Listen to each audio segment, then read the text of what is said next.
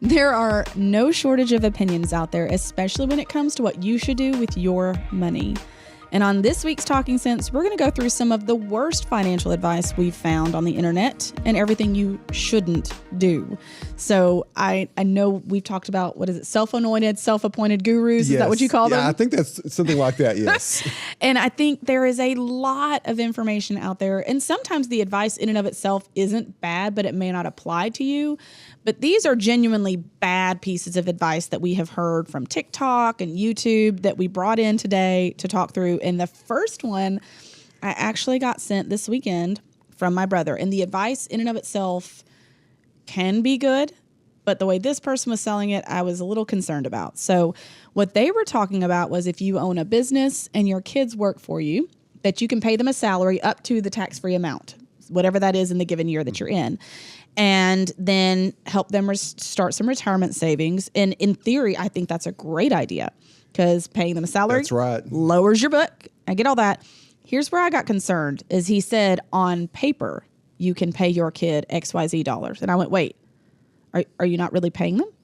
This sounds like fraud to me, Teresa. That's where I got concerned. So I was like, if you're going to say you're paying them to the IRS, then by golly, you better be paying them. Because if you don't have a really good track record there, it's going to really, really hurt you. Now, I am all for giving your kids a leg up. I have business owners who we do simple IRAs for that have their kids on the payroll. They come in and do filing, things like that, and they are participating in the simple. I am all about doing that.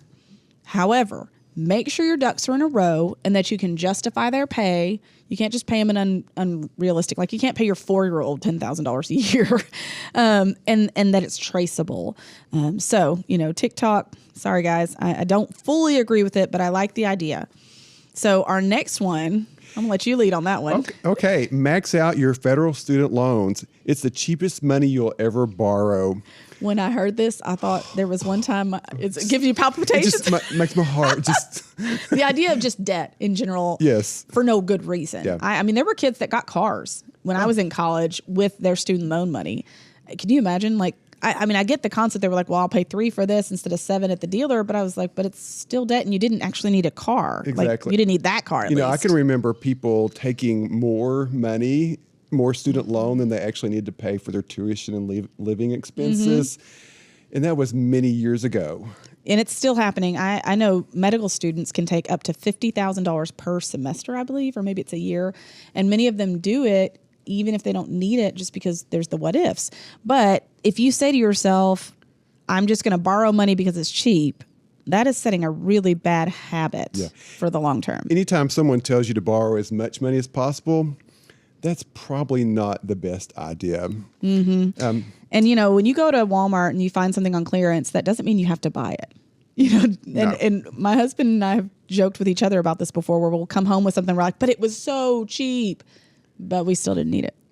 And so anything that you don't need, don't spend money on it, and certainly don't go in debt for it. No. So do not max out your federal student loans, please. Well, why take on debt when you don't need it?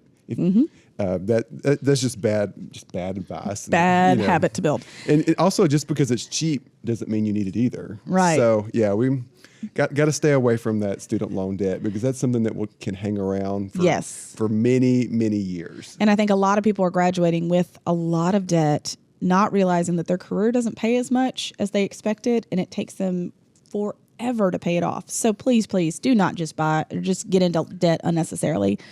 Here's one that I went, what?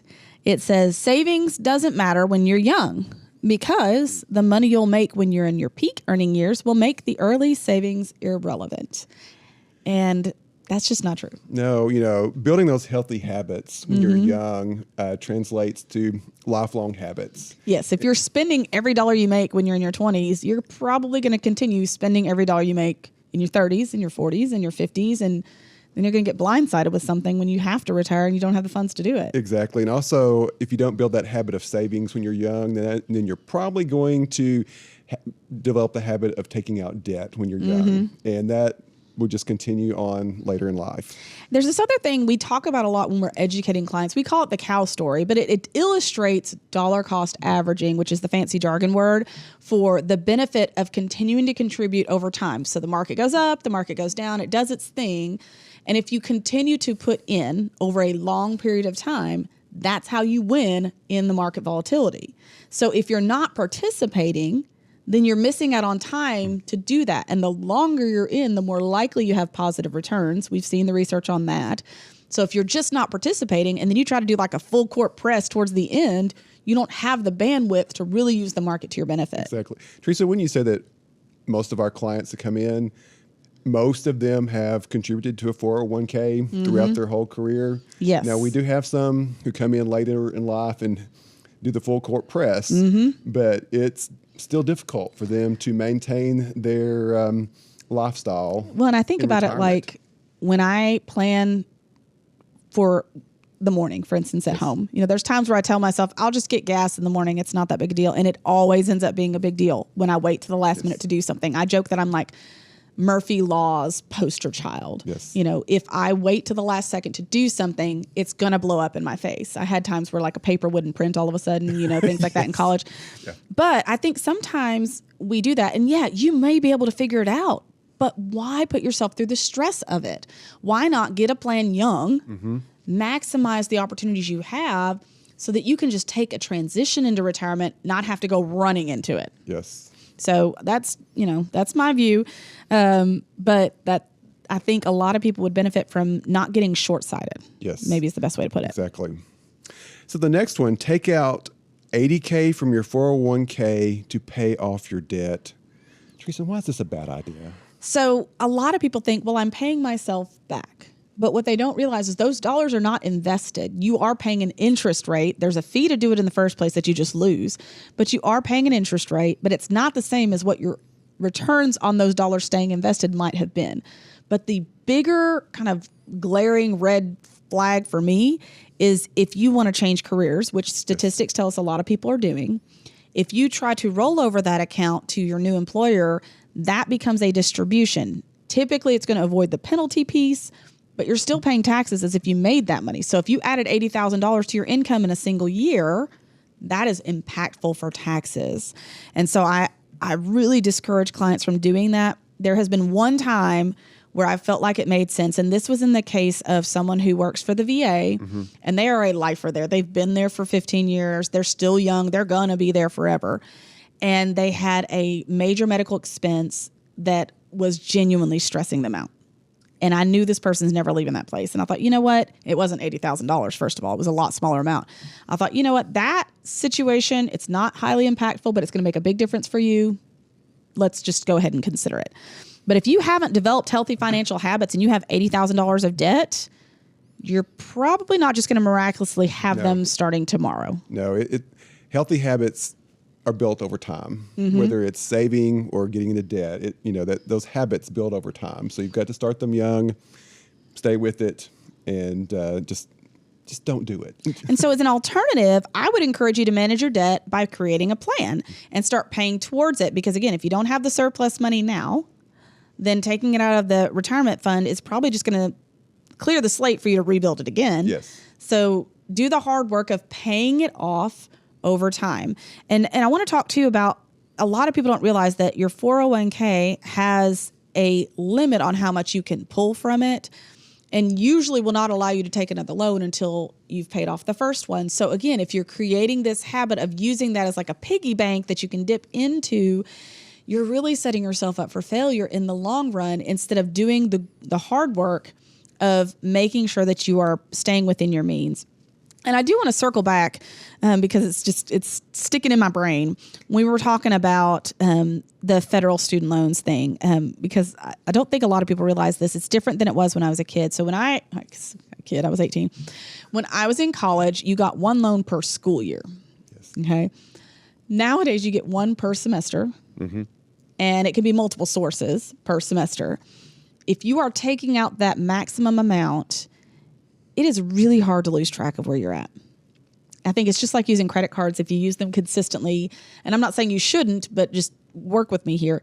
If you're not really on top of the details in your life, it is very easy for something like that to get out of sight, out of mind. Yes. And then you now owe interest on something beyond what you planned for because you forget to pay it. Yeah, students can end up with 12, 15 different student loans from different providers. They they move, they lose their addresses, their email. Yes. And these little time bombs just show up one day in their life. And so that's where I was like, oh, it's just been stuck in my head. So I wanted to clarify that too. Like, debt in general can become varied and spread out if you're not careful. Yes. And so I always encourage people to consolidate things, not necessarily student loans, but I mean, like, just keep it as small as you can. If you've got to get loans for schooling, by all means, if your career makes sense for that and you need the degree for it, I'm not saying you shouldn't get them. I'm just saying don't go into more debt than you have to. Randy Kay works with us, and she has been working through college, and she has minimized that debt by just having a job. Yes. So she could pay some of those expenses, and she's been paying towards her student loans through college so that when she gets out, she has less to pay off. So I'm sorry for kind of circling back there, but I wanted to make sure we talked through that piece of it too.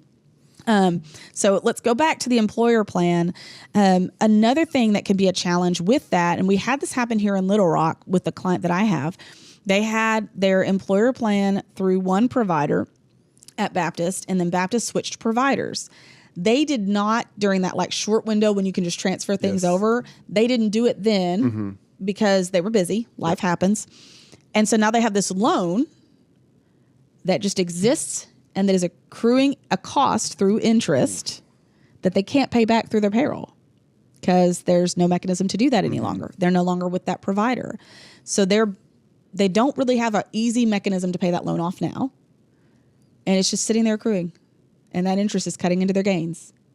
And they have no control over that. So it's creating a lot of chaos for them. And thankfully, they're close to retirement. So we'll be able to do that rollover, and it's going to be a distribution. It's going to be a taxable distribution to them. But we're going to try to do it in pieces so that we can at least minimize the cost. So there's a lot of chaos that can come with that. That's why we don't encourage it. There's just so many things that can kind of blow up in your face there. Our next one I thought was interesting. It says never contribute to your retirement account because money now is always better than money later. This is like the bird in the hand is better than a bird in the bush, right? Oh, yeah. You can't retire on hope. No, not last time I checked. Not if somebody knows how to do that, I wish they would come show us because we have some clients who probably could use some hope. But, Yes. Employer match is free money now. Get it now. That's it. Because if you don't get it now, you can't get it later. Yes, I think when people are thinking of the match, I think there's some miscommunication. And this comes out of the fact that there's not somebody coaching people when they get that. Usually you walk into your new job, they hand you a packet, they say, send it back next week. And that's all the coaching you get. I had someone come in the other day and they mentioned that they thought their employer match was 25% of whatever they put in up to a limit. And I said, that's a really weird match for the employer they had. I've worked with people from this employer before and I thought, man, that feels wrong. So I had them log in and we pulled up their summary plan document. They were mixing up the vesting schedule with the match. And so we educated them about how that works. So let's talk through that. The match that you get, there's a certain amount you have to put in to fully max that out, okay? And sometimes the match is dollar for dollar. So like you put in $1, they put in $1. Sometimes it is less. Sometimes you're putting in 6, they're putting in 5. But you want to put in whatever maxes that out. But the vesting schedule, this is the one that people go, well, I can't take it all with me anyway, so why should I put in it all? Because I get to keep everything. The vesting schedule can take up to 5 years, but every single year you're earning a little bit of the employer match. Yes. Not your dollars. Your dollars stay with you no matter what. When you move, you take those with you. It's the free money, which, by the way, some free money is better than no free money. So if you get 25% of the match, it's better than no match. If you get 50%, it's better than no match. Exactly. So it's still free money. And if you stay there long enough through the vesting schedule, then all that free money is yours. Yes. And I think a lot of people don't consider that impact when they're making a decision. If you waited 3 more months to switch jobs and it got you a higher percentage, it might be worth it. Yes. So, understand that vesting schedule, but really in general, short-term thinking is almost never in your best interest for any goal in life. So you've got to get past that. So Brian, I don't think I actually introduced you at the beginning, so I apologize for that. Brian is such a sweetheart for coming in, and I will warn you guys, like he is, with very little notice, I'm always like, hey, we want to come do an episode? But you do so well. It is time for our 2 cents, so I wanted to give you a chance to go first. Sure. Be careful who you take financial advice from. we live in a world full of information, but without knowing if it applies to you or not, it could be dangerous. It could have lifelong implications on your financial well-being. Yes, because there's such a drastic difference between certain investors. So if you're following somebody and you're going, oh, I'm going to do everything they do, well, they may be in a different life stage. Yes. So, and if you're listening to advice online, take a moment to put it through what I call the easy test. Does it feel way too easy? Because financial independence is not easy. No. It takes intentional decision making. So chances are it's a fad or just not sound at all. Also, check the credentials of your source. There are some people who will say that a particular type of investment product is always bad. But if you dig deeper, you'll find it's because they can't sell it. So just be real careful of those self-appointed, self-anointed gurus out there, and make sure that you're getting advice that makes sense to you. And if you've heard some bad advice or some advice that you're wondering if it's bad, send us a note. You can send information to info@GetReadyForTheFuture. Send any of your questions there or post them in the comments below, and we'll be happy to answer it for you in the future. So thank you for joining us. If you like what you heard, subscribe and leave us a review, and come back next week for more content on helping you spark financial independence. Thanks for listening to Talking Sense. And if you like what you hear, make sure and subscribe to the podcast to get all the newest episodes. The Jim Wealth team is available to you 24/7 at info@getreadyforthefuture.com or by calling our offices at 866-653-PLAN. That's 866-653-7526. And while we like to have fun here, we're also financial advisors, and that means disclosures. You should personally consult a financial advisor before making any investment, and no strategy can assure success. Securities offered through LPL Financial, member FINRA SIPC. Investment advice offered through Independent Advisor Alliance. Independent Advisor Alliance and Jim Wealth Financial Advisors are separate entities from LPL Financial.